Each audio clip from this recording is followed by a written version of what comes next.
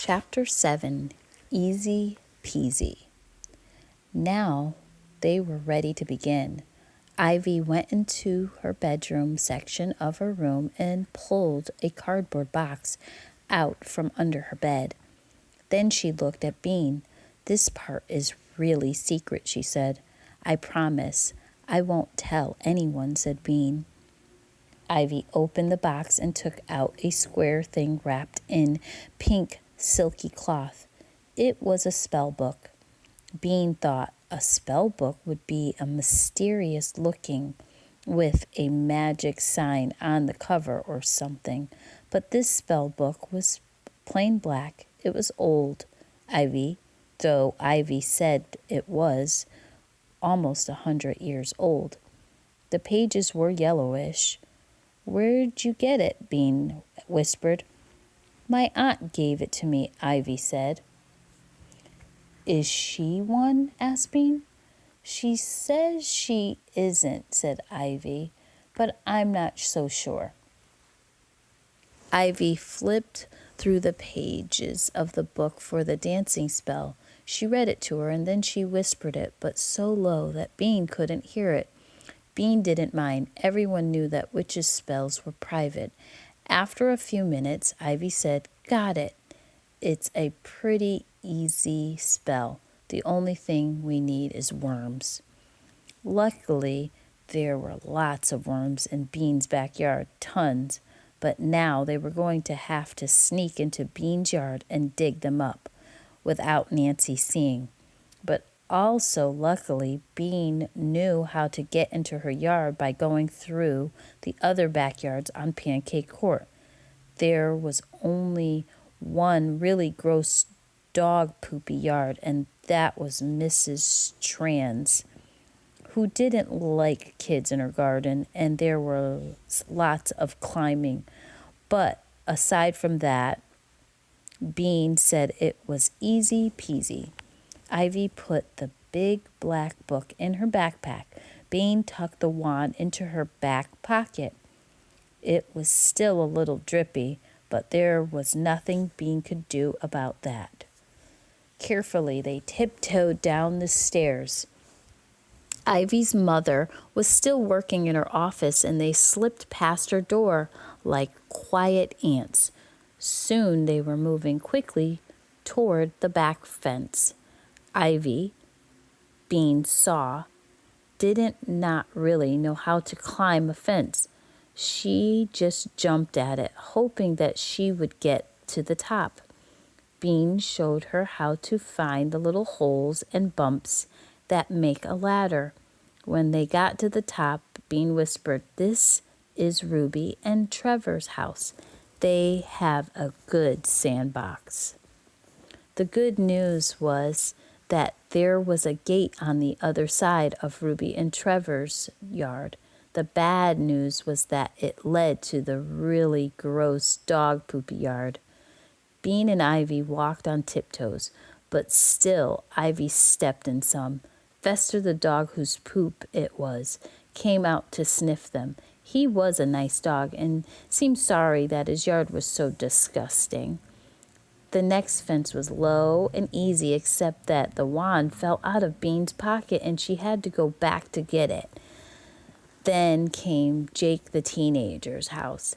There was loud music and lots of bad words in it coming from the garage. There was no way Jake the teenager was ever going to hear them walking through his backyard. Mrs. Trant was next. Getting into her yard was no problem. Ivy and Bean climbed over the stone wall and dropped down onto her lawn.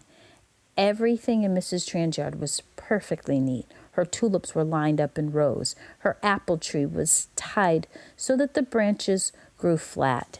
Her bird bath had no birds in it.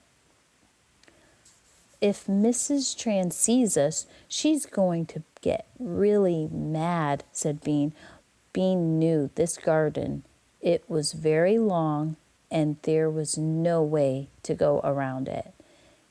"Is she going to throw rocks at us?" asked Ivy.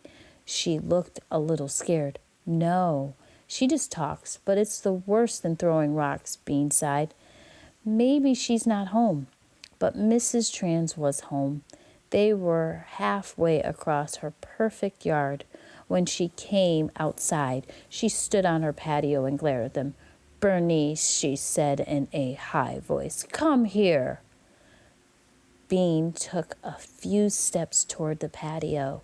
"Closer, please, Bernice. It seems that you need to have another one of our little talks."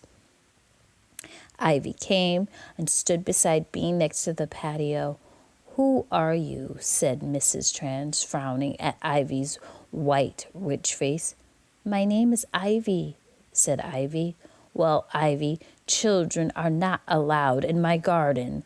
Maybe you can teach your friend Bernice that." Mrs. Trans gave a short, dry laugh. "Because Bernice does not seem to be able to remember it by herself. Do you, Bernice?" "I remember, Mrs. Trans, but it was just sort of an emergency," said Bean. "I'm sorry." "Usually when you're sorry, people say something nice back to you." "Not Mrs. Trans," she said. "I don't think you're sorry, Bernice. If you were sorry, you wouldn't keep coming into my garden when I have asked you not to. Do I need to call your mother again?" She smiled in an unfriendly way. Bean heard Ivy sucking at her breath. "She's about to do something," thought Bean. "I'm going to throw up," Ivy said loudly. "Yuck," thought Bean, whirling around to see Ivy looking at her and crossed one eye a tiny bit. Bean looked closely at Ivy. Then she said, "That's an emergency I was telling you about, Mrs. Trans." Mrs. Trans looked horrible. Ivy burped. It sounded horrible. Mrs. Trans jumped back. Go home, run." "That's what we were trying to do, Mrs. Trans," Bean said sweetly. She was having a good time watching Mrs. Trans' face. "Go now," yelled Mrs. Trans. Ivy gagged. Mrs. Trans ran inside her house and looked at them through the window. She waggled her finger to shoo them away. "Well, we'll be going now," Mrs. Trans called Bean. She waved goodbye as she and Ivy walked away. Ivy gave one more disgusting burp just for fun. Bean tried to hold her laughs, but they were came out of her nose, and then Ivy couldn't hold her laughs in either. It was a good thing they were in the next yard by then. It really was easy peasy. After that, they went across Kalia's yard. Kalia was in her high chair at the kitchen window. She waved her spoon at Bean. Bean waved back and put her finger to her lips. "Shh," she whispered.